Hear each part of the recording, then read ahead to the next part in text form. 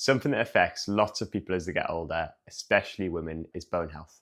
If you've heard of terms like osteoporosis, osteopenia, you've heard of things like your bone mineral density, or that your risk of fracture when you fall gets higher as you get older and you're a bit concerned about it, this is the video for you. As we get older, our bone thins. This is a natural process which happens with age.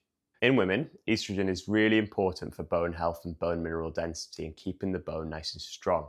As we approach menopausal age, estrogen starts to decline. In fact, in the first few years after menopause, women will often lose 2 to 3% of their bone mineral density each year. As a result of that, the bone becomes a lot thinner a lot quicker, and this could be detrimental later in life because the loss in bone mass that we see at this age continues as we get older, meaning that the chance of us having a fall and hurting ourselves rather than having a fall and being able to get back up again are much greater. As this graph shows, as a woman, by the end of your 50s, you already have a 50% chance of being osteopenic. Osteopenia means that your bones are weaker than normal, but not classified as fragile yet. Osteopenia is a precursor for osteoporosis because as your bone continues to become thinner, it will cross over the osteopenic threshold into being osteoporotic. In osteoporosis, instead of the bone having a dense, strong structure with lots of tiny cells built together to form a strong matrix, instead you get much greater big gaps and the bone becomes much more spongy, much more porous, and when you have a fall, the chance of you having a fracture increases because what happens is the bone is no longer as strong. If the osteoporosis is severe enough, even a small bump or fall can be enough to cause a fracture. Fractures in the hip and spine can lead to lengthy hospital stays, months of recovery, and generally a decline in overall physical function while you are recovering. As a result of this, if we can get ahead and stop the falls from happening in the first place, or stop the break from happening when we do have the fall, then we're in a much better position. So a bit of a bleak picture I've presented so far in that bone health does tend to decline with age. But the good news is there are things you can do about this to slow the loss in your bone mineral density, and in some cases to actually increase the bone mineral density and the strength of our bone. Resistance training is our strongest tool to do this. Lifting weights and using resistance bands is one of the strongest ways that we can actually manipulate our bone health. This is because when bones are placed under pressure, they reinforce themselves. This is something called Wolff's Law.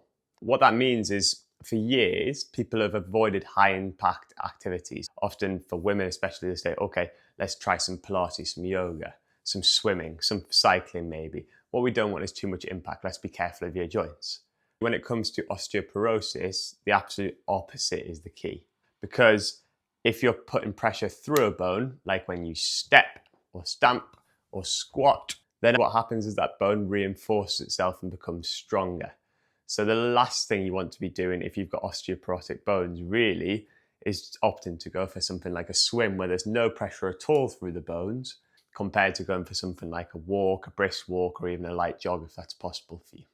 If you can complement the initial impact that you're getting through your walking, your brisk walking, even potentially your jogging that you're doing in your own time, by incorporating some strength training, what that means is your bone are going to get more impact and more load as well, because when we do muscular work, the muscles pull on the bone, and this again causes the bone to have to adapt and become stronger to be able to support the muscles' work.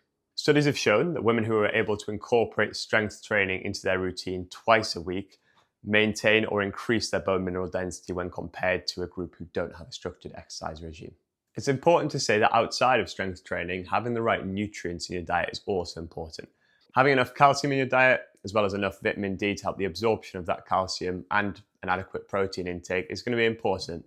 But it's key to note that supplements alone won't fix this issue. You need to make sure you're loading those bones in a safe and progressive manner. I'm not saying go outside and start jumping up and down as hard as you can or forcefully trying to push yourself down onto the floor and get up again. If we do have osteoporosis and it's quite severe, there is a risk that actually if we go to doing quite high impact activity from a low baseline, that we could cause a little bit of damage to ourselves, and that isn't something that we obviously want. So we need to make sure that we progress this in a slow and steady way.